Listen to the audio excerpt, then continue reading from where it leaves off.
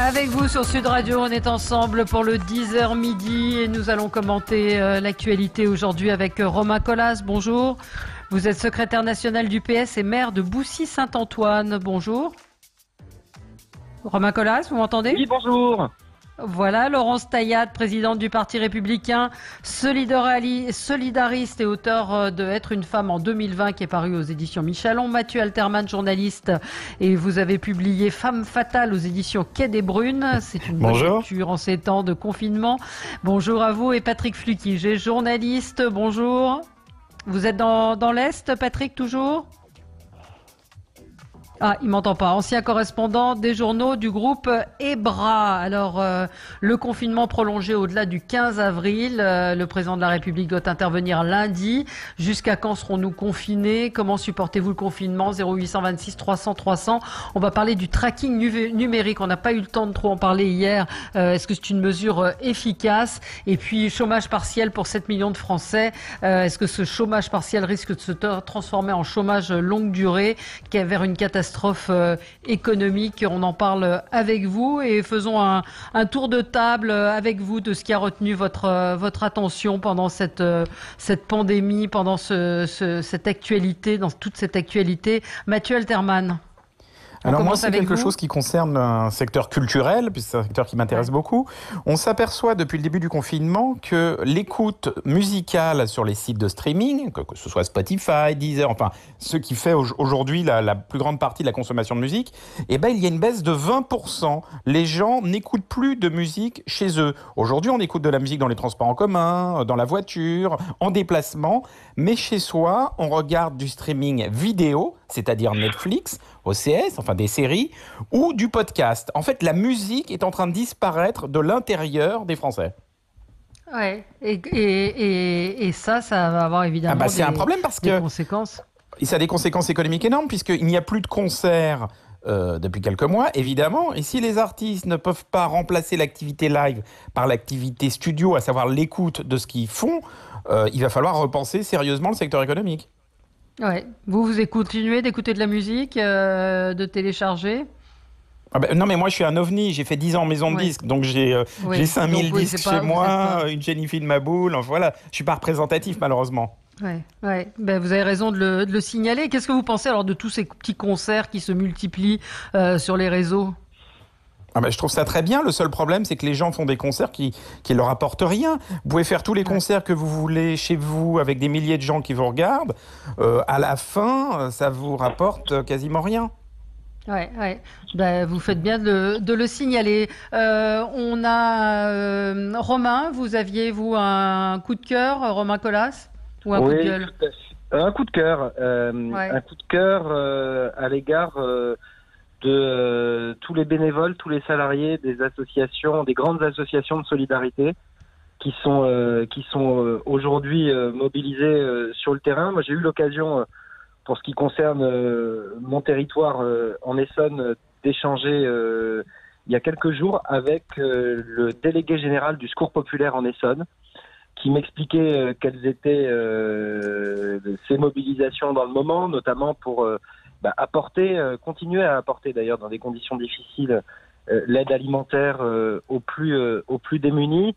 Donc je voulais rendre un grand coup de cœur à ces associations de solidarité qui sont encore plus indispensables dans le moment que nous vivons, parce que ceux qui étaient en détresse sociale voient du fait du confinement leur situation aggravée.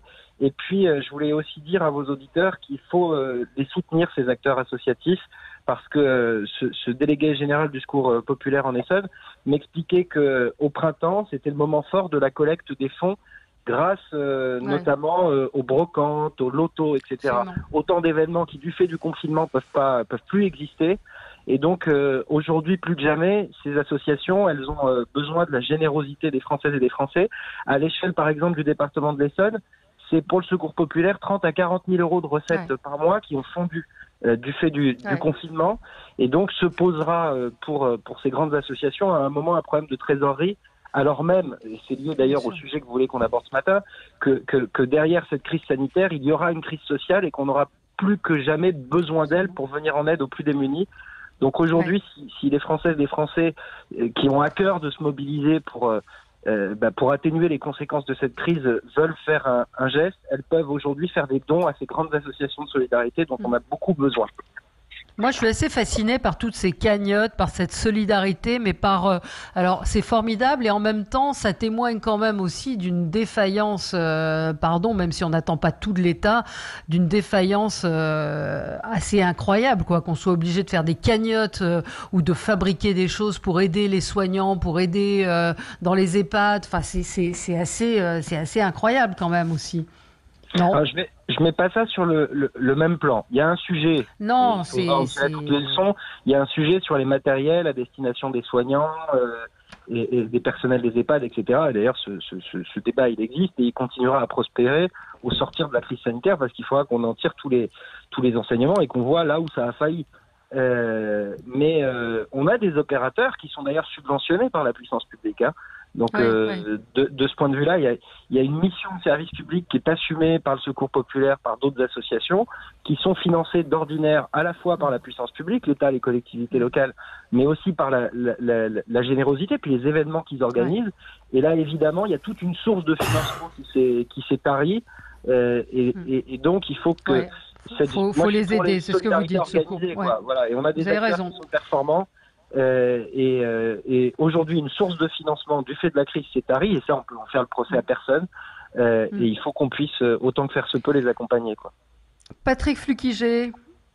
Oui, bonjour. Vous êtes là ? Bonjour à vous. Donc, vous êtes, je rappelle, dans l'Est, pas très loin du foyer qui a démarré dans l'épicentre. Dans Orinois, oui. Demain, il nous renforce d'ailleurs le confinement. Il sera interdit de sortir entre 10h et 19h à partir de demain. À sortir carrément, même pas de sortir, oui. Mais est-ce que, alors, je vais faire une petite parenthèse, est-ce que c'est pas une décision complètement absurde quand on voit les images de Paris ou même de grandes villes où le jogging a été interdit, où on voit un nombre de joggeurs pratiquement collés les uns aux autres. Ce matin, je suis tombée sur une étude danoise qui explique que c'est extrêmement dangereux de faire du jogging parce que il y a, quand vous soufflez, une sorte de propulsion, d'aérosolisation de vos gouttelettes de salive. J'ai du mal à comprendre cette décision. C'est d'une stupidité incroyable. Moi, j'habite pas très loin de champs et de forêts, dans un endroit assez rural, où il est interdit d'entrer. On est obligé, quand on sort jusqu'à présent, demain ça sera interdit, dans la journée, on est obligé de rester sur les trottoirs, de croiser des gens, etc. Enfin, c'est d'une stupidité. Je crois que là, on peut pas faire plus bête, quoi. Je veux juste dire l'étude. Alors c'est une étude, belge et hollandaise qui dit qu'il faudrait que les joggeurs courent à 4 à 5 mètres d'écart, et pour le vélo 10 mètres et pour le cross 20 mètres. Quand on interdit certaines plages horaires, tout le monde sort en même temps ensuite. Mais bien sûr, c'est ça que j'arrive pas à comprendre. Et ça fait qu'il y a beaucoup plus de monde en même temps dans la rue que si chacun pouvait sortir à l'heure qu'il voulait. Mais c'était pas mon... Alors attendez, juste là-dessus, je crois que quelqu'un voulait réagir. Je vous redonne la parole après. Mathieu, c'est Mathieu Alterman. C'est d'autant plus idiot que nous sommes au mois d'avril, il fait beau, il fait jour tard, donc on peut prendre à la limite cette décision au mois de décembre quand personne n'a envie de sortir après 18h, mais prendre ces décisions au printemps où tout le monde va sortir quand il fait encore beau à 20h, c'est absurde. Sans compter que le soleil est nécessaire à la défense immunitaire de l'organisme. Voilà, alors priver les gens de soleil en plus, c'est quasi, mais c'est d'une bêtise incroyable. Alors, Patrick Flukiger, allez-y pour votre coup de gueule. C'est un coup de cœur, mais enfin, on peut aussi le transformer en coup de gueule si on veut. Moi, mon coup de cœur, c'est les Pays-Bas, monsieur Mark Rutte, qui bloque une nouvelle fuite en avant européenne vers le mur. Il refuse les Corona Bonds, la mise en œuvre du mécanisme européen de stabilité. Je trouve que c'est une très bonne chose, parce que derrière la mutualisation des dettes se cachent de nouvelles pertes de souveraineté. Ça, et Macron qui parle de rétablir la souveraineté française et européenne. Le deuxième mot annule le premier. c'est la souveraineté française et il n'y a jamais eu de souveraineté européenne. Par exemple, derrière les Corona Bonds, qu'est-ce qu'on veut faire? On parle d'une Europe du médicament, mais cette Europe du médicament, moi je n'en veux pas et je ne suis pas le seul. Qu'est-ce que ça va être, cette Europe du médicament? Ça va être exactement la même chose que l'Europe des masques. Les Tchèques piquent les masques aux Italiens, les Français piquent les masques qui transitent sur leur territoire aux Espagnols et aux Suédois.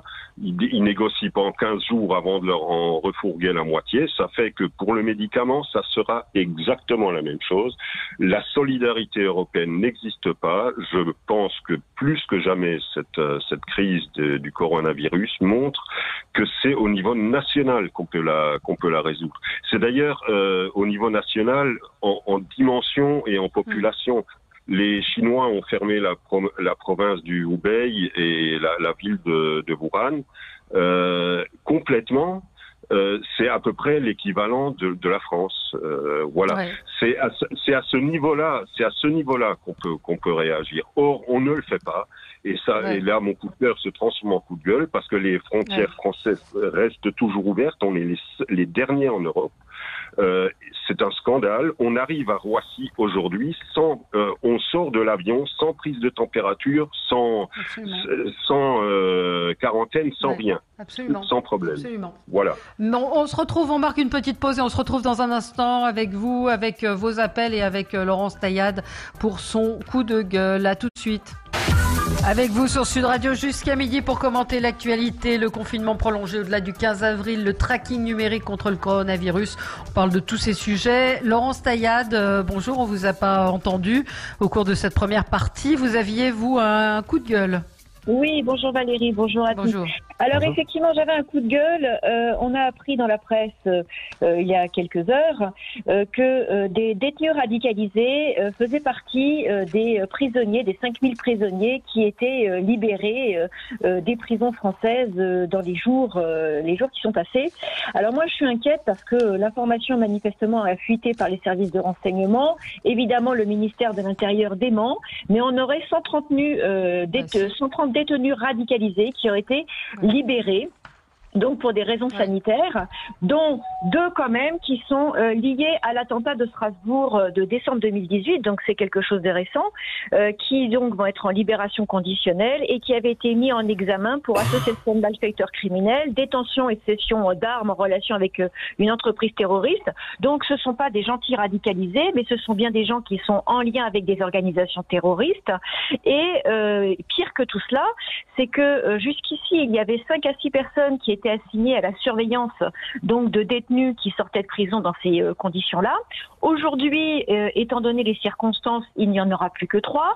Et on voit ce qui s'est passé dans les différents attentats qui ont pu avoir lieu, avec le suivi des fichiers S quand 5 ou 6 personnes ne sont pas suffisants et que des fichiers S passent à l'acte. Donc moi, mon coup de gueule, c'est comment est-il possible que des détenus radicalisés qui représentent un véritable danger de mort pour la population, puisque c'est quand même la radicalisation qui fait passer à l'acte un certain nombre d'individus, et on a eu un exemple la semaine dernière, peuvent se retrouver comme ça dans la rue avec une surveillance allégée. Alors, à l'instant, le ministre de l'Intérieur, qui est en train d'être auditionné par une mission d'information, vient de dire qu'aucun détenu pour terrorisme n'a été sorti de prison dans le cadre de la crise sanitaire. Donc, est-ce qu'il joue sur les mots? On a publié hier. Oui. Bah, il ment, ça semble évident qu'il ment, mais bien sûr. Ces deux cas que je cite qui sont liés à l'attentat de Strasbourg, ils ont fourni des armes et ils ont été condamnés pour une entreprise en relation avec le terrorisme. C'est pas la première fois qu'on prend la main dans le pot de confiture, mais là c'est quand même extrêmement grave parce que au-delà de l'incurie du gouvernement pour traiter la crise actuelle, j'ai écouté vos derniers propos aux uns et aux autres. Voilà, on est quand même dans des circonstances extrêmement graves et la France ne démontre pas sa capacité à gérer la crise, mais en l'occurrence, on met une couche supplémentaire dans la mise en danger des individus et notamment des Français, et je pense quand même qu'il faut rappeler que l'un des droits fondamentaux des Français, c'est le droit à la sécurité. Et en l'occurrence, la sécurité n'est pas assurée ni sur la gestion de cette crise, ni sur cette question de libération de prisonniers. Oui, ils sortent à quelques mois ou à quelques semaines de leur fin de peine. Mais comment le ministre, alors je ne l'ai pas vu, je ne le vois que sur Twitter, le ministre peut-il dire que ce ne sont pas des détenus qui ont été condamnés pour terrorisme? Le ministère de l'Intérieur a dit que c'était hors champ des mesures de libération. Donc, on ne comprend pas. Terroristes et détenus radicalisés. Est-ce que ça change quelque chose? Qui veut réagir? Patrick Fukigi. Il n'y a pas que 130 détenus qui posent problème. Pourquoi est-ce qu'on libère... D'ailleurs, c'est pas 5000 libérations, c'est 7000 depuis le début de la crise. Pourquoi est-ce qu'on libère tout ce beau monde? Parce qu'il y a eu dans plusieurs prisons, en tout début de confinement, après la suppression des parloirs, il y a eu des émeutes, des mutineries dans plusieurs prisons. Et c'est suite à ces mutineries que l'État a baissé son pantalon, il faut le dire, et les a mis en liberté. Autrefois, on libérait les prisonniers pour bonne conduite. Aujourd'hui, avec le gouvernement qu'on a, je suis désolé, avec Mme Belloubet, on libère les prisonniers pour mauvaise conduite. Mais il faut rappeler la raison. Il faut rappeler la raison pour laquelle on en est là. On en est là pour une seule et unique raison, c'est qu'il manque 15 000 places de prison, qu'un certain nombre de places avaient été promises et que pour l'instant on n'en a pas construit une seule. Donc tant qu'on n'a pas de livraison de places, on ne peut pas mettre en application. Je vais finir. Pour l'instant, le problème, c'est que on ne peut même pas mettre en application un certain nombre de peines qui ont été jugées. Pourquoi? Parce que justement, il manque de place. Donc, si la justice n'a pas les moyens de mettre en application les peines qui ont été prononcées, comment voulez-vous que notre système soit pris au sérieux par les délinquants, par les terroristes, par les radicalisés qui sont dans nos rues et qui continuent à agir en toute impunité? En fait, Christophe Castaner joue sur les mots. Il dit pas de condamner, c'est différent de mis en examen. Donc c'est une forme oui, on joue sur les mots. Valérie. Oui, il est beaucoup plus Mathieu Alterman. Il y a quelque chose quand même que j'aimerais comprendre. Pour la novlangue que pour lutter contre le coronavirus et contre le terrorisme. Oui, alors, quelle est la stratégie? Mathieu Alterman. Quelle est la stratégie politique derrière cela? C'est quand même ça. Quel est l'intérêt pour ce gouvernement de prendre des mesures complètement impopulaires, puisqu'on est tous d'accord là autour de la table? C'est ça que je ne comprends pas. Pourquoi, en fait? C'est suicidaire. C'est totalement suicidaire. Évidemment qu'il faut construire des prisons. Évidemment, il ne faut pas libérer les prisonniers à partir du moment où ils sont, entre guillemets, méchants. Puisque si ils sont en prison, c'est qu'ils le sont quand même. Donc, quelle est la stratégie politique qui se cache derrière? Je ne comprends pas. Je ne sais pas s'il y a une stratégie. Romain Colas. Oui, je voulais réagir à ce que j'entends. Parce que je crois qu'il faut sur ce sujet raison garder. Et pour répondre à la question que posait Mathieu Alterman, pourquoi le gouvernement s'astreint à cette pratique? C'est tout simplement pour éviter que la crise sanitaire ne déborde dans notre système pénitentiaire, dont on sait, et là je suis d'accord avec ce que disait Laurence Deyal à l'instant, dont on sait qu'il est surpeuplé. Et c'est pour éviter qu'on ait un désastre sanitaire dans les prisons. C'est ça le seul objectif de politique publique, à mon sens, poursuivi par le gouvernement, pour éviter qu'on ait un désastre sanitaire dans les prisons, qui viendrait ajouter de la crise à la crise, que des mesures sont prises. D'accord, j'entends la première partie. J'entends la première partie de votre argumentation, mais la suite, c'est quoi? C'est qu'on libère des gens, donc ça va être quoi? Ça peut être l'anarchie?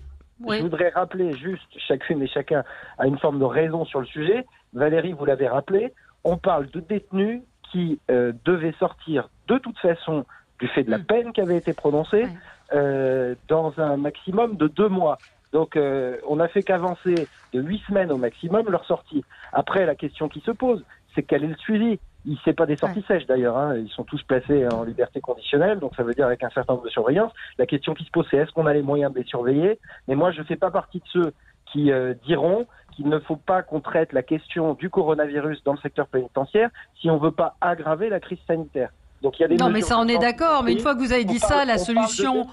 On parle de détenus qui étaient dehors de toute façon dans 2 mois maxi. Et donc le sujet, c'est de savoir comment ils sont suivis. Voilà. Mais moi, je ne ferai pas partie de ce. Je suis pas un soutien de ce gouvernement, vous le savez. Mais il y a un autre sujet. Il y a un autre sujet, c'est que d'un côté. D'un côté, on maintient les personnes âgées dans les maisons de retraite et on les confine dans leurs chambres, et de l'autre côté, on libère des prisonniers alors qu'on pourrait les maintenir aussi dans leurs cellules. Il y a moins de risque de révolte dans les EHPAD, Laurence. Il y a moins de risque d'émeute dans les EHPAD. Il y a moins de risque de révolte dans les EHPAD, mais à un moment, il faut quand même regarder les choses en face. C'est qu'il y a un deux poids, deux mesures. Ces prisonniers, ils sont enfermés depuis des mois, depuis des années, donc ils vont pas avoir envie d'être confinés dans des petites chambres qu'ils auront en ville. Ils vont avoir envie de sortir. Donc comment on va faire pour les surveiller? Comment on va faire pour les contraindre? Moi, je pense que c'est extrêmement dangereux d'avoir pris cette décision, notamment parce qu'on n'a aucun encadrement dehors pour s'assurer qu'ils respectent simplement le confinement. Ça, c'est pas lié au confinement. Il a raison, Romain Colas a raison. C'est que c'est un problème récurrent et un problème pérenne sur les sorties de prison.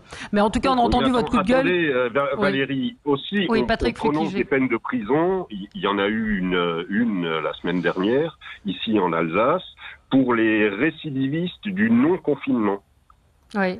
Un récidiviste du non-confinement a eu 2 mois de prison et il est parti au trou. Alors, je veux dire, c'est évidemment, c'est incroyable. On fait sortir des gens extrêmement dangereux. On en met d'autres en prison pour faire respecter une loi qui de plus en plus mal appliquée, de plus en plus débile, on en a parlé tout à l'heure. Moi, je crois que ce gouvernement fait un peu n'importe quoi dans ce domaine comme dans beaucoup d'autres, qu'il a hérité de la politique d'ailleurs du gouvernement Hollande, parce que c'est exactement la même suite. Je veux dire, il était prévu de construire des prisons. Taubira a dit non, elle a tout stoppé. On hérite aujourd'hui d'une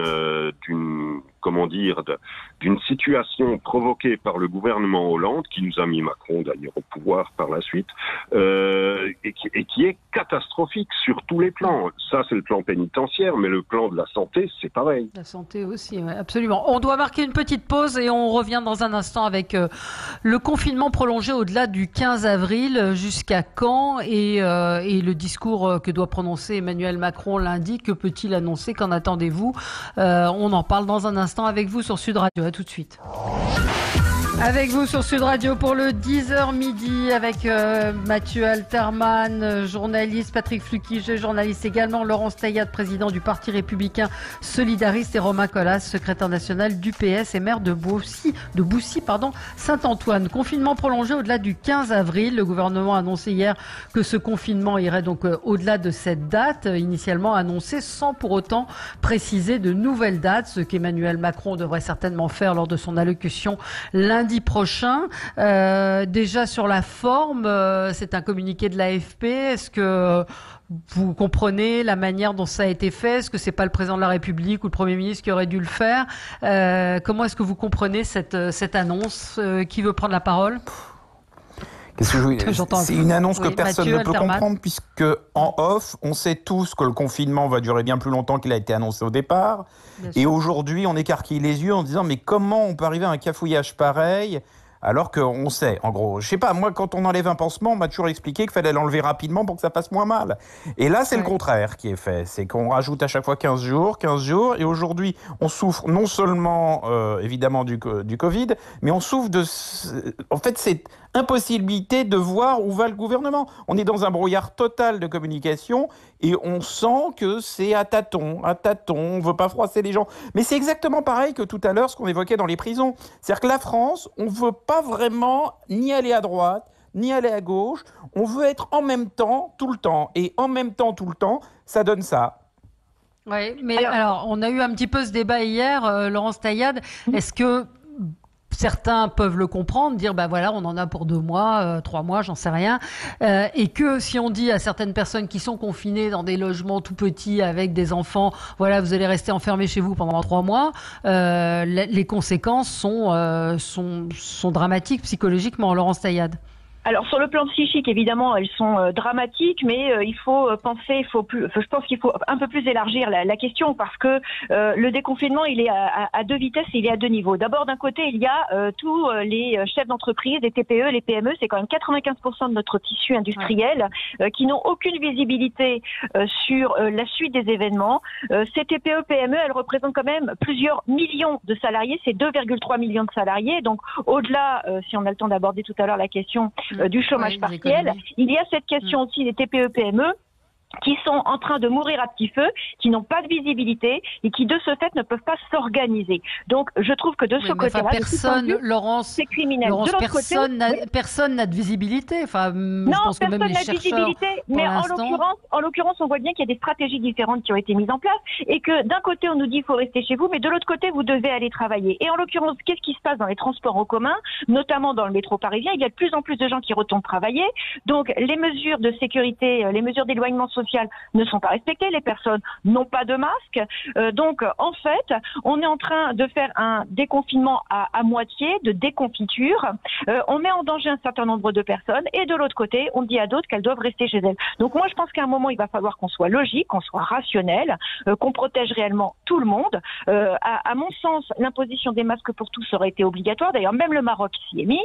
La France a eu ses difficultés. Pourquoi? Parce qu'il y a eu manque d'anticipation, parce qu'il y a manque de moyens. Ouais. Et parce qu'on n'ose pas non plus aller vers la réquisition industrielle telle que Trump l'a fait. Trump, lui, a imposé aux entreprises de fabriquer un certain nombre de produits et d'accessoires qui étaient obligatoires. Aujourd'hui, la France négocie avec les industries. Certaines industries se portent volontaires. Eh bien, moi, je pense que la France devrait être beaucoup plus volontaire et le gouvernement devrait imposer à un certain nombre d'entreprises de fabriquer des masques, d'arrêter sa production et de s'orienter vers une industrie de guerre, puisque lui-même nous a dit qu'on était en guerre. Alors, juste, Valérie, il y a un truc, je ne suis pas d'accord. Je crois que le vrai problème, c'est le manque de masques, le manque de tests. On ne peut pas déconfiner tant qu'il n'y aura pas de masques, tant qu'il n'y aura pas de tests, parce que le déconfinement, ça marche avec le test. Et pour isoler ceux qui sont positifs de ceux qui ne le sont pas. On manque de tout. Buzyn n'a rien commandé, ne s'est même pas renseigné sur le niveau du stock de masques. Et un syndicat infirmier l'accuse d'avoir perdu 2 mois. Elle a perdu bien plus que ça depuis qu'elle a été nommée ministre. Et visiblement, elle n'a pas fait grand-chose. Le gros problème du confinement, c'est l'impréparation, l'impéritie du gouvernement. Il aurait fallu faire comme en Corée du Sud, c'est-à-dire masque obligatoire, test de tout le monde, et là on pourrait déconfiner. Au lieu de ça, on va faire le tracking numérique, c'est-à-dire qu'au lieu de copier la Corée du Sud, où il n'y a pas de confinement et où les morts sont au niveau minimum, on copie la Corée du Nord, où il y a surveillance étroite de la population, aucune liberté, etc. Et malheureusement, entre les deux Corées, Macron a choisi la Corée du Nord. Oui. Enfin, tout à l'heure, Valérie, vous disiez que psychologiquement, on ne pouvait pas supporter l'idée d'être enfermé pendant 3 mois. Je ne suis pas d'accord avec ça. Je pense que psychologiquement, on peut, si on est prêt, si on nous dit la vérité, on peut se construire une vie pendant 2-3 mois, même si c'est enfermé. Ce qu'on ne peut pas supporter psychologiquement, c'est qu'on nous dise ça va durer 15 jours, finalement ça va durer 1 mois et demi, finalement ça va durer 2 mois, parce que là on ne sait pas où on va. C'est ça qui est le plus stressant pour la population. Oui, oui. Je veux bien réagir, c'est Romain. Oui. Moi, très franchement, et encore une fois, je ne fais pas partie, loin s'en faut, des soutiens de ce gouvernement, mais il y a un procès que je ne lui ferai pas. C'est le fait qu'il doute que la situation est évolutive parce qu'il est confronté, comme tous les gouvernements du monde, à une situation inédite et à un virus qu'on ne connaît pas. Il y a encore d'ailleurs un débat entre les scientifiques sur les modes de contagion. Est-ce que c'est uniquement le postillon? Est-ce que ça peut être la seule respiration? Et le fait que le gouvernement adapte les mesures à l'état de ses connaissances au moment où il prend les décisions me paraît parfaitement logique. En revanche, là où je peux partager les propos qui ont été tenus par certaines et certains, c'est que on n'est pas allé au bout de la logique. D'abord, je me souviens de la première intervention d'Emmanuel Macron, c'était sa 2e intervention télévisée sur le Covid, la première qui parlait du confinement, il ne prononce pas le mot. Et il a fallu qu'on attende Christophe Castaner pour qu'il nous fasse l'exégèse de ce que nous avait dit le président, parce que c'était incompréhensible. Et puis je rejoins Laurence sur un point, je l'avais évoqué d'ailleurs sur votre antenne il y a quelques jours, on est encore dans un confinement émental, un confinement à trous. Nous aurions dû, à mon sens, puisqu'en plus on sait qu'on a une pénurie de masques, demander à celles et ceux qui sont indispensables à la gestion de la crise, indispensables au fait que le pays tienne debout, pour qu'on puisse encore s'alimenter, pour qu'on puisse encore se soigner, même quand c'est pas contre le coronavirus. On aurait dû demander à ceux-là de travailler et flécher vers eux prioritairement l'ensemble des moyens de protection, puisque de toute façon on est carencé, et puis laisser les autres chez eux, absolument, parce que c'est ça qui permet d'avoir un confinement le plus efficace possible. Et si le confinement est efficace, eh ben on en réduit la durée. Et puis je rejoins Patrick, c'est peut-être la première fois depuis le début de l'émission que je suis d'accord avec lui, sur le fait que de toute façon, ce déconfinement ne pourra s'organiser qu'à partir du moment où on est capable et de masquer et de tester massivement. Et c'est ça aussi le sujet auquel est confronté le gouvernement et sont confrontés l'ensemble des autorités, c'est qu'il faut qu'on se dote des outils qui permettent que le déconfinement ne soit pas synonyme d'une deuxième, d'une troisième vague de contamination. Donc moi je comprends que ça prenne du temps. Je trouve que de ce point de vue-là, il y a une parole qui est utile dans l'exécutif, c'est celle d'Édouard Philippe, qui lui n'a jamais joué de la rhétorique guerrière, n'a jamais d'une certaine façon voulu se mettre en scène, qui a une parole sobre, qui ose dire je ne sais pas, et je crois qu'elle est bien plus utile et bien moins anxiogène, cette parole d'Édouard Philippe, comme d'ailleurs celle d'Olivier Véran, que celle d'un président de la République, dont franchement j'ai le sentiment depuis le début qu'il essaye de se mettre en scène bien plus que d'apporter des réponses aux Français. Oui, c'est ce que racontait un article dans Le Parisien cette semaine, qu'il aimait bien se déguiser et que finalement il jouait beaucoup. Bon, on verra ce qu'il va dire. Je termine là-dessus. Mais ça, on l'avait remarqué dès le début du quinquennat, notamment dans sa réaction vis-à-vis du général de Villiers, chef d'état-major à l'époque des armées, en mode c'est moi le chef. Il y a une immaturité chez Emmanuel Macron qui est quand même assez terrible, je trouve.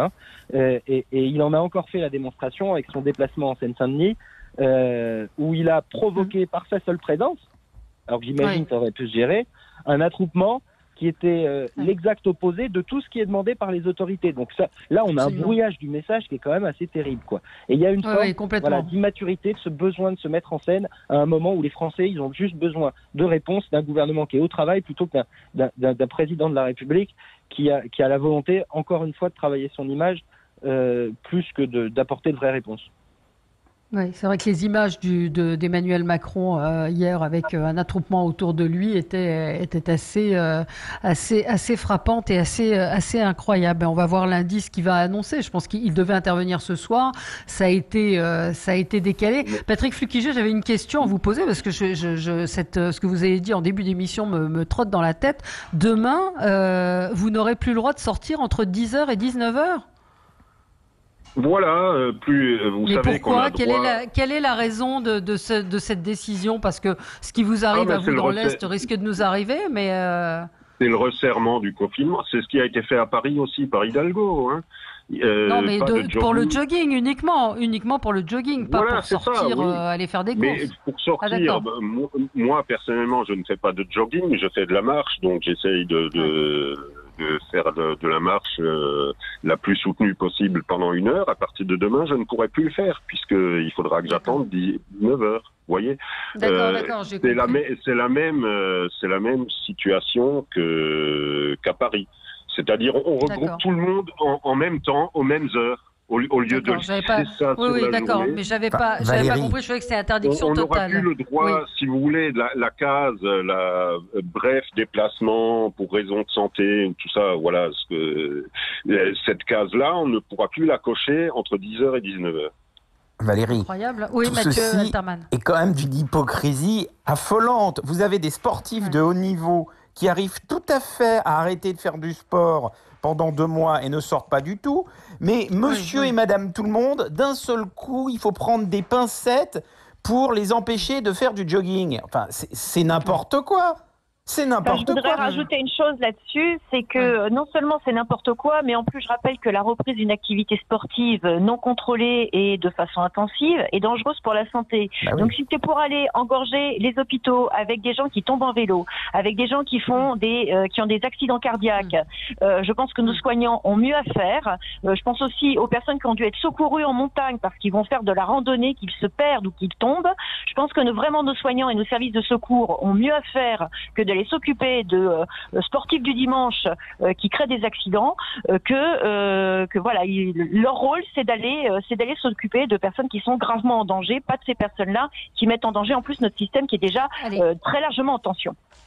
Allez, je voulais qu'on parle du tracking numérique contre le coronavirus. Là encore, il y a eu volte-face du gouvernement. Il n'en était pas question il y a quelques semaines, voire quelques jours. Pardon ? Ah, c'est la pub. On me dit que c'est la pub. Bon, bah alors on va parler du tracking juste après la pub. 0826 300 300. Si vous voulez réagir, nous dire si vous pensez que cette géolocalisation sur la base du volontariat pourrait être une solution dans le cadre du déconfinement. On y revient dans un instant. Avec vous sur Sud Radio pour parler donc du tracking. Quelques réactions d'auditeurs. Un auditeur nous dit le confinement doit être prolongé autant que nécessaire. Il faut comprendre qu'on ne peut pas être plus fort que ce que la nature nous impose. Patience, temps et recherche d'une solution.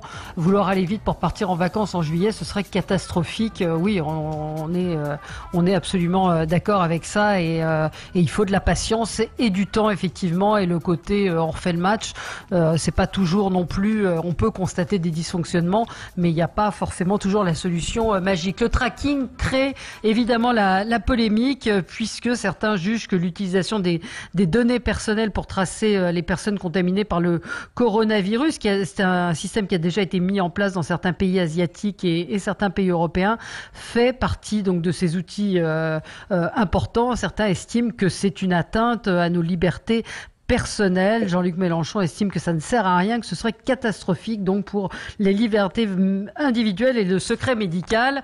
Qu'en pensez-vous ? Qui veut commencer ? Moi, je peux pas, éventuellement. Alors, il y a plusieurs choses. D'abord, c'est pas tout le monde qui va être traqué. A priori, c'est plutôt limité aux personnes qui sont infectées. Et en l'occurrence, on parle beaucoup de liberté individuelle, sauf que je rappelle que les libertés individuelles ont un cadre qui est le cadre de la limite de l'intérêt collectif. En l'occurrence, quand on est malade, et je rappelle aussi que cette mesure sera probablement prise, mais sur base de volontariat, ce traçage a pour objectif quand même d'assurer la sécurité sanitaire, a pour objectif aussi d'être effectué sur des malades porteurs qui sont porteurs quand même d'une arme de destruction. Cette arme, elle rend malade, elle peut rendre gravement malade et elle peut même tuer. Donc à un moment, il y a aussi la question de la responsabilité individuelle qui doit être opposée à la question de la liberté individuelle. Est-ce qu'on peut laisser quelqu'un qui porte en lui un virus tueur toutes ses libertés, toutes ses facultés de se déplacer? Moi, je pense que non. Je pense que ce traçage, il peut être effectué s'il est fait effectivement dans des limites qui sont les limites des personnes qui sont infectées. L'idéal peut-être ça aurait été simplement de les prendre, de les sortir des populations et de les mettre dans un hôtel le temps où qu'elles soient décontaminées. Mais manifestement, c'est pas le choix du gouvernement. Donc moi, je suis plutôt favorable à cette mesure. Alors. Qui veut répondre ? Je dois dire que je ne comprends pas bien les gens qui agitent le spectre de l'atteinte aux libertés. Est-ce que ces gens n'ont pas de téléphone portable, ne vont jamais sur Google, n'utilisent jamais même de téléphone mobile, puisqu'on peut savoir où vous êtes en fonction de la ligne téléphonique? Il y a un moment, c'est un débat d'arrière-garde. On est tous tracés depuis des décennies. Ça ne changera rien. Aujourd'hui, qu'est-ce que ça impacte surtout sur le marketing économique. En gros, vous allez sur un ordinateur, moi, on va me proposer plus d'acheter des slips que du rouge à lèvres. Voilà, j'essaie de schématiser. Donc, ce n'est pas vraiment une atteinte à la liberté. Voilà. Évidemment, vous avez toujours des gens qui vont dire et si un gouvernement totalitaire met la main sur des données, il peut s'en servir au détriment des libertés de la population. Oui, mais enfin, on peut sortir dans la rue et se faire écraser par un camion aussi. Vous voyez, il y a un moment, les gens veulent plus de sécurité. Et ce débat sur une absence de liberté, pour moi, il est stérile, il est has-been. C'est fini. Les Asiatiques l'ont compris. Singapour est en train de miser sur le Bluetooth pour suivre l'épidémie, là, depuis hier. Il y a un moment, on ne va pas continuer à être derrière et à perdre des décennies. Oui, mais à Singapour, ils ont des masques, ils ont des tests. Oui, évidemment. Ils savent qui confiner, qui ne pas confiner. Mais la problématique du tracking est là, la problématique des libertés individuelles et autres. C'est tout le problème du tracking. Je ne suis pas d'accord avec ce tracking n'est pas destiné seulement aux porteurs du virus. Le tracking a pour but, grâce au Bluetooth, justement, comme ils le font à Singapour, a pour but de vous dire, à vous, qui n'êtes pas porteur, Vous venez de croiser une personne qui est porteur du virus. Le tracking a montré que, voilà, c'est pour que vous sachiez que quand vous faites votre jogging dans le peloton qui est mis en place par Hidalgo, maintenant tout le monde en même temps, à droite vous en avez un, à gauche vous en avez un, derrière vous en avez un aussi. Là, pardon, mais ce n'est pas ce qui est proposé par le gouvernement. Là, ce que propose le gouvernement, c'est de mettre en place un tracking pour vérifier que les personnes infectées restent bien confinées. Et c'est un tracking qui va être utilisé pour faire finalement un doublonnage de ce qu'on avait au début de l'épidémie, c'est-à-dire remonter aux patients zéro. Je rappelle qu'on a eu ce tracking au début de l'épidémie. Sur les quelques malades qu'on avait, on remontait le nombre de personnes qu'ils avaient rencontrées de façon à justement essayer d'endiguer l'épidémie. Donc ce tracking va avoir cet objectif-là, qui est de remonter les divers déplacements de la personne pendant la période où elle était contaminée et de faire en sorte que cette personne respecte le confinement. Donc l'objectif n'est pas tout à fait le même que celui qui est appliqué dans les pays asiatiques où effectivement on peut repérer sur Internet ou sur une application les divers déplacements de la personne. Parce que là effectivement c'est une atteinte aux libertés. Il faut que ce tracking ne soit utilisable évidemment que par des services de sécurité ou des services de santé. Romain Colas. Je veux bien rebondir parce que pour le coup, je n'ai absolument pas compris la même chose que Laurence Dayat du dispositif qui était prévu. Moi, ce que j'ai compris, c'est qu'il s'inspirait plutôt du modèle singapourien, comme on l'a dit Patrick à l'instant, fonctionnant par Bluetooth, avec une vocation qui est de prévenir ceux qui auraient été au contact d'un diagnostiqué positif au Covid de ce contact et de les inciter à prendre toutes les mesures de tests et précautions utiles. C'est la raison pour laquelle d'ailleurs ce système ne peut fonctionner qu'à partir du moment où on a suffisamment de tests pour qu'il puisse avoir une efficacité. Et moi je veux rebondir sur ce que disait Mathieu tout à l'heure. Il faut quand même et je suis pas opposé au principe tel qu'il est aujourd'hui posé par le gouvernement parce que je pense que ça peut être utile à condition que ce soit utilisé qu'à des fins sanitaires, qu'il n'y ait pas de possibilité pour la puissance publique ou pour les puissances privées de récupérer les données et que tout ça soit borné dans le temps et anonyme. Je pense qu'il y a des garanties qui peuvent être fournies sur ce système et qui peut avoir son utilité si on reste dans ces bornes-là. Mais il faut quand même qu'on soit vigilant sur nos libertés. Il ne faut jamais qu'on renonce à ces libertés. C'est un système en même temps qui ne peut être efficace que s'il est utilisé par une majorité de la population. Oui, c'est ça, absolument. Il n'y a que 10 personnes dans une ville de 5000 habitants qui l'utilisent. Oui, ça sert à rien. Oui, mais on sait qu'il y a 30% des téléphones qui ne fonctionnent pas avec le Bluetooth ou Internet. Pardon, terminé, Romain Colas. Si déjà on arrive à couvrir 70% de la population, et moi je pense que c'est justement parce qu'on apportera des garanties sur les libertés individuelles, parce qu'on apportera des garanties sur le fait que ce système n'a d'autre vocation que sanitaire et qu'il est borné dans le temps, que ça suscitera l'adhésion des Françaises et des Français. Et moi je pense que le gouvernement a intérêt à apporter un maximum de garanties pour que les Français adhèrent, parce que moi je pense que ce dispositif, pour peu que ce soit adossé à une politique de tests massifs, peut être utile pour permettre le déconfinement et puis le redémarrage. Je sais que c'est un sujet qu'on abordera si on a le temps, le redémarrage indispensable de notre économie. On a Jean-Marc en ligne, Jean-Marc qui nous appelle de Gironde. Bonjour Jean-Marc, vous êtes à l'antenne sur Sud Radio, on vous écoute. Bonjour à tous. Écoutez, moi je suis en total désaccord avec ce que j'entends. On est dans une crise sanitaire terrible qu'on n'a pas connue, moi j'étais pas né, qu'on n'a pas connue depuis 1945 et on est en train de nous parler de numérisation pour guérir une maladie dont l'OMS avait déjà signalé les implications en décembre. Qu'est-ce qu'il fallait faire, nous, d'un chien? Il fallait faire tester tout de suite. Il fallait pas cette incurie du gouvernement. Il nous fallait des masques tout de suite. Et il fallait prendre les mesures en amont. Ce ne sont pas des... Là, on est en train d'ouvrir la boîte de Pandore. Et en fait, on va nous confiner encore plus. Le confinement ne servira à rien si en amont, on ne teste pas, si en amont, on n'a pas de masque, si en amont, on ne donne pas de moyens. Quand on voit qu'on n'a même pas eu recours à l'hôpital privé, l'État a dit non. L'État a dit non pour ce qui est des tests par des laboratoires vétérinaires. Et on nous parle en termes de traitement curatif de numérique. Mais où va-t-on et qu'est-ce que vous dites? Tout ça ne tient pas la route. Non, mais on n'a jamais dit que c'était que du numérique et puis pas de test et pas de masque. C'est pas fromage. Non, c'est un ensemble. Non, là c'était plus sur les libertés. La polémique autour du tracking, après, évidemment qu'il faut que ça s'inscrive dans un plan d'ensemble. La polémique autour du tracking, c'est sur les libertés individuelles, l'accès à vos données, etc. Mais comme le disait Mathieu Alterman en début d'émission, l'accès à vos données, hélas, elles sont déjà bien. Enfin, on les donne nous-mêmes à beaucoup d'opérateurs et à beaucoup de gens. Et nos vies n'ont pas un intérêt si important pour qu'on les étudie du matin au soir. Vous voyez, c'est pas nous qui allons être surveillés. Patrick Fukigé. J'en déduis une chose, c'est que plus l'État a été imprévoyant, ou moins il a été prévoyant, moins il a préparé cette chose, moins on a de masques, on n'en a toujours pas. Le Drian les a annoncés hier pour le courant du mois de juin. C'est ça qui restreint les libertés individuelles, parce que c'est ça qui a poussé au confinement. C'est le fait que le gouvernement a complètement failli dans l'anticipation, dans la préparation de cette crise. En Tchéquie, ils ont confiné très rapidement, beaucoup plus rapidement que nous, et très complètement. Et aujourd'hui, ils peuvent commencer à déconfiner parce qu'ils ont des masques, ils ont des tests, etc., etc., etc. Ils ont su s'y prendre. Alors moi, je suis pas contre le confinement. Je suis pas contre, une restriction momentanée d'une liberté individuelle. Je ne suis pas contre. Mais à force de n'avoir rien préparé et de toujours manquer de tout, on prolonge ça sans arrêt, sans expliquer aux Français que si on est dans cette situation aujourd'hui, c'est parce que le gouvernement a failli dans sa totalité. Et je vous rappelle quand même que quand les Italiens ont commencé à confiner, c'était le début mars, le 6 mars, Macron est allé au théâtre Marigny, je crois, pour montrer à quel point les Italiens étaient stupides, à quel point ils étaient cons, et que nous, chez nous, la vie continuait et tout ça.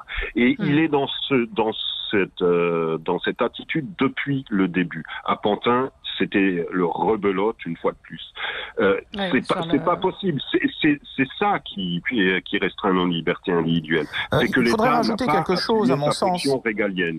Je trouve qu'on souffre également d'un incroyable manque de flexibilité entre l'État et les entreprises privées. On sent qu'ils n'arrivent pas à travailler ensemble. LVMH fabrique des masques très très vite, il n'y a pas de problème.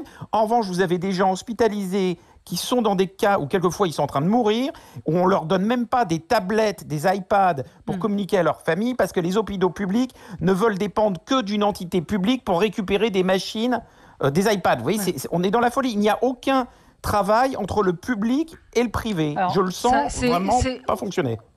Alors ça existe, on a reçu la directrice de la communication des magasins boulangers, directrice de la fondation des magasins boulangers, qui a fourni plus de 20 000 tablettes aux hôpitaux et ça a fonctionné. Donc il y a des choses qui fonctionnent. Faut pas arrivé au bout d'un mois. Faut pas être trop négatif, mais c'est ce que vous dites est assez juste sur le problème de communication des moyens de la mise en place et de la coordination. On n'a pas vraiment le temps de parler. Il nous reste 2 minutes à peine sur le monde d'après, sur ces 7 millions de Français au chômage partiel et sur la catastrophe économique qui se profile et sur le chômage qui va forcément flamber après. Peut-être quand même un mot chacun sur ça. Il y a 75% de baisse d'activité dans la construction aujourd'hui. Donc c'est un chiffre toujours important, la construction et le bâtiment. Et vous avez un autre problème, c'est que vous allez avoir énormément d'entreprises qui vont s'apercevoir qu'elles font quasiment le même chiffre d'affaires, mais avec 2/3 de personnel. Et ça, c'est un drame. Ouais. Laurence ? Je pense que là, on est clairement à l'aune d'une nouvelle société. En tout cas, j'espère. J'espère que ce qui est en train de se passer, parce que effectivement, on va avoir du chômage de masse. Ça, c'est une évidence. Quand une entreprise peut plus payer ses salariés, elle va pas les garder. Et puis, on va avoir donc cette opposition qui, à mon avis, va devoir être prise en considération par toutes entre la mondialisation et puis une consommation plus éthique que responsable et une production plus éthique que responsable. Cette contrainte entre droit et devoir qui va devoir être prise en responsabilité. Et donc, je pense que c'est important que l'individualisme qui ruine aujourd'hui l'humanité laisse sa place à plus de responsabilité et à plus de solidarité entre les gens. Oui. Moi, je pense qu'on. Patrick Flukiger. Je pense qu'on va vers une crise économique après la crise sanitaire qui s'arrêtera ou qui déclinera, je ne sais pas, en juillet ou en mai ou en octobre, je ne sais pas. Après cette crise-là, il y aura une crise économique d'une ampleur de celle de 1945 qui a nécessité le plan Marshall. Hein. Et effectivement, le monde. Alors, Macron dit ça ne sera plus jamais comme avant. Il avait dit ça lors des Gilets jaunes aussi. Ouais. Mais ça ne sera plus comme avant. Ça ne pourra plus être comme avant. C'est-à-dire que ceux qui essaieront de continuer de faire fabriquer des médicaments ou autre chose en Chine et tout ça, on se heurtera à cette réalité que ça ne pourra plus fonctionner comme ça. Ouais. Et moi je ne sais pas comment ça va tourner, mais il y aura une crise économique de très très haute amplitude, quoi. Ça, c'est sûr. Ouais. Romain Colas, un mot? Un mot très bref. Je suis d'accord avec ce qu'ont dit et Laurence et Patrick sur le fait que ça va changer de modèle. Nécessairement, et je rebondis sur ce que dit Patrick en pointant petite contradiction dans son discours. Oui, il faudra un plan Marshall qui sans doute d'ailleurs devra permettre de réorienter l'économie, parce que c'est le moment de ne pas recommencer comme avant, notamment de prendre en compte ce qu'est le prochain péril, le péril climatique. En plus, on sait que la lutte contre le changement climatique, c'est un levier économique puissant avec des emplois qui ne sont pas délocalisables, et il faudra un plan Marshall, et ce plan Marshall, c'est pas à l'échelle franco-française qui pourra être réalisé, mais c'est bien à l'échelle européenne qui doit enfin devenir un c'est à l'échelle franco-française de protection dans tous les sens du terme, économique, social, et sanitaire et civilisationnel. Merci à tous les quatre. Selon cette information que j'ai pas vue ce matin, selon le Parisien, Emmanuel Macron préparerait en catimini, donc déjà c'est dans la presse, donc c'est plus très en catimini, un très grand discours sur le monde d'après, un discours fondateur qui acterait la fin du confinement et marquerait le début d'une nouvelle ère. Écoutez, ça promet de beaux débats en perspective. À suivre André Berkoff, et il sera avec le docteur Bernard Cron qui évoquera le fait que les chirurgiens ne peuvent plus opérer. Donc c'est à suivre sur Sud Radio. Merci en tout cas à tous les quatre, et on se retrouve demain à 10h pour d'autres informations. Très bonne journée sur Sud Radio.